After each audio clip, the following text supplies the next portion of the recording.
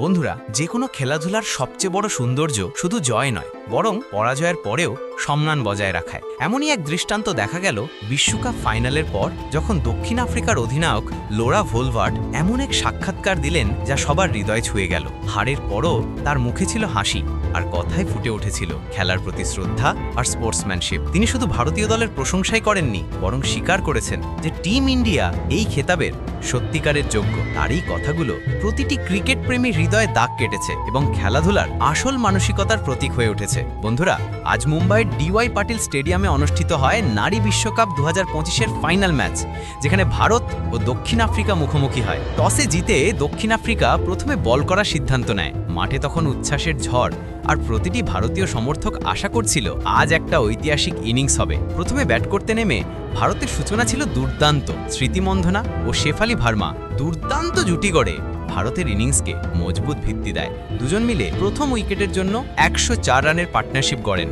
স্মৃতি 45 রান করে আউট হলেও শেফালি নিজের আগ্রাসী ব্যাটিং চালিয়ে যান। শেফালি ভার্মা আজ প্রমাণ করে দিলেন কেন তাকে ভারতের সবচেয়ে বিপজ্জনক ওপেনার বলা হয়। তিনি 78 বলে 87 রান করেন, যার মধ্যে ছিল 7টি 4 ও 2টি দারুণ ছক্কা। তার ইনিংস দক্ষিণ আফ্রিকার বোলারদের ওপর প্রচণ্ড চাপ ফেলে দেয়। এরপর কিছুটা ধাক্কা এলেও দীপ্তি শর্মা ইনিংসকে সামলে নেন। দায়িত্বশীল ব্যাটিংয়ে তিনি অর্ধশতক পূর্ণ করেন।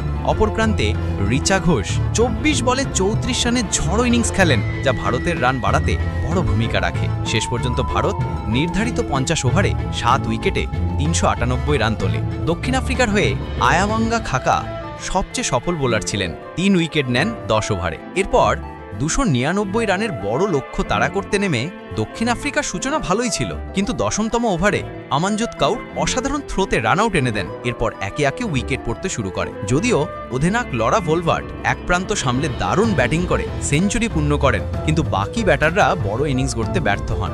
দীপ্তি শর্মা ও শেফালি ভার্মা দুর্দান্ত স্পেল করেন। বিশেষত শেফালি যেভাবে সুনলুস ও মেরিজ ক্যাপকে আউট করেন, সেটাই ছিল ম্যাচ টার্নিং পয়েন্ট। শেষ পর্যন্ত দক্ষিণ আফ্রিকা 221 রানে অল আউট হয়ে যায়, আর টিম ইন্ডিয়া ঐতিহাসিকভাবে মহিলা বিশ্বকাপ 2025 জিতে নেয়। আর পুরো মাঠে তখন ভারত মাতা কি জয় ধ্বনি গর্জে ওঠে। কিন্তু ম্যাচ শেষে দক্ষিণ আফ্রিকার অধিনায়ক লোরা ভোলভার্ট যা বললেন তা সবাইকে মুগ্ধ করে দিল। তিনি বলেন, সবচেয়ে আগে আমি টিম ইন্ডিয়াকে হৃদয় থেকে অভিনন্দন জানাতে চাই। ওরা পুরো টুর্নামেন্টে যে মানের ক্রিকেট খেলেছে তা সত্যি প্রশংসনীয়। আমরা জানতাম এই দলকে হারানো সহজ নয়। আজকের ফাইনাল আবার প্রমাণ করে দিল যে তারা এই ট্রফির প্রকৃত দাবিদার। শেফালি ভার্মার ইনিংস ম্যাচের গতি নির্ধারণ করে দেয়। ওর আত্মবিশ্বাস দেখে আমি নিজে অবাক হয়েছিলাম। এরপর দীপ্তি শর্মা ও রিচা ঘোষের পার্টনারশিপ আমাদের ম্যাচ থেকে ছিটকে দেয়। আর আমি বিশেষভাবে ভারতীয় অধিনায়ক হরমনপ্রীত কৌরের প্রশংসা করব। তার ক্যাপ্টেন্সি ছিল একদম নিখুঁত।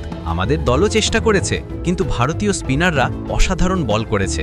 দীপ্তি শর্মা, রাধা যাদব, শ্রীচরণী সবাই দুর্দান্ত ছিল। তারা আমাদের পুরোপুরি বেঁধে ফেলেছিল। শেষে তিনি বলেন, ভারত শুধু টেকনিক্যালিভাবে নয়, মানসিকভাবেও খুব শক্তিশালী দল। তারা সব পরিস্থিতির মোকাবিলা জানে। আজ আমরা হেরেছি, কিন্তু গর্ব হচ্ছে এমন এক দলের বিপক্ষে খেলে যারা প্রতিটি দিক থেকে আমাদের চেয়ে ভালো ছিল।